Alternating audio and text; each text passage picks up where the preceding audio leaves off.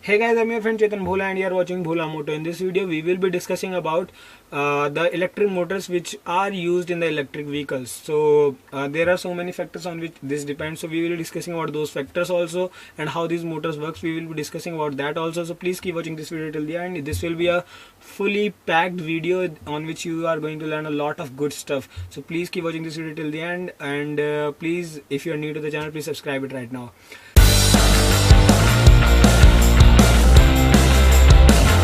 So there are two kind of motors which are mostly used in the electric vehicles. One is the permanent magnet motor and another is the induction motor. So there are several factors on which this depends which one is to use. So first of all, I would like to tell you how permanent magnet motor works. So there is a stator and there is a rotor inside a motor. Stator is the stationary part, rotor is the rotating part. On the stationary part there are two magnetic poles are there. One is north pole and another is the south pole, and in between there is a rotor in which there are some coils. When the current is passed through these coils, it experiences some force because of this magnetic field present in around them, and because of this magnetic field there is some force which is acting on the current produced on the motion of the electrons, and because of this force this rotor starts rotating, and when this rotor starts rotating, so the shaft connected to this will also rotate. So in this way the electric energy that you supply to the coils of this stator is converted into the mechanical rotation of the shaft. So in this way the permanent magnet motor works. If we talk about the induction motor, so induction motor instead of the permanent magnets on the stator, there are several coils which are producing the electromagnetic effect, and due to that electromagnetic effect they are again making the north pole and south pole, and because of this making and there is a rotor again in between them, and this magnetic field of the coils attached to the stator, and this current which is produced inside the rotor, it again experiences the force and again starts rotating. So in this way in induction motor we get the rotation. The basic difference is instead of the permanent magnet we have the coils again there which are producing the magnetic field. So in this way both of these motors work. Now if we talk about how we decide which motor to use, there are several factors on which we can decide it. The first factor that comes into our mind is the power density. I would like to rate these factors according to which I like. I will rate them in across 5. So if we talk about the power density and compare PMM, that is permanent magnet motor, and IM. If we talk about PM, I would like to give PM in power density 5 out of 5 because the volume is quite lower because there are simple magnets that are used in the stator. So the volume of this PM is smaller and the power output is much higher in comparison to the induction motor. In induction motor there are several coils, so the volume is bigger and the power output is quite lower as compared to the PM. So in this way I would like to rate PM 5 out of 5, and if we rate IM, induction motor, I will say I will give it 3.5 out of 5. So you can judge it by yourself how power density vary in both of them.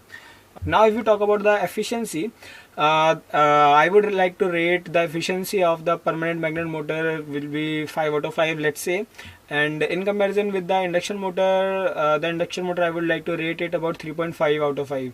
So again the efficiency of the induction motor is quite lower because there are so many losses in the coils. There are so many coils are there present which are making the electric field and all, so that's why I would like to rate it less, induction motor less, because there are so many losses like heating loss and all that kind of stuff. But if we talk about permanent magnet motor, there are quite lesser losses, so higher efficiency on permanent magnet and lower efficiency on induction magnet. The other factor that I would like to talk about is the controllability, because if you are making a vehicle, then controllability is an important factor that you need to think about. So controllability, the induction motor seem to be having more controllability more than that of the PM, that is permanent magnet. If we would like to rate it, I would like to rate induction motor to be 5 out of 5 and PM to be 4 out of 5. It is not that much less controllable, a PM, that is permanent magnet, but yes, it is lesser controllable than that of the induction motor. So that's why 4 out of 5 to PM and 5 out of 5 to IM. Now if we talk about another factor which reliability.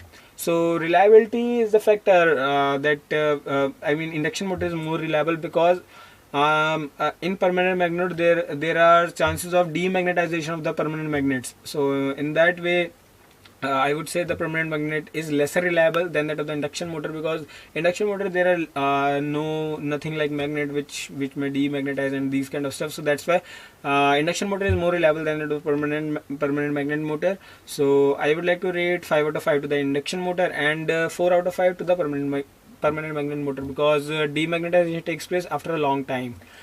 So the last factor, which is most important factor, that is the cost factor.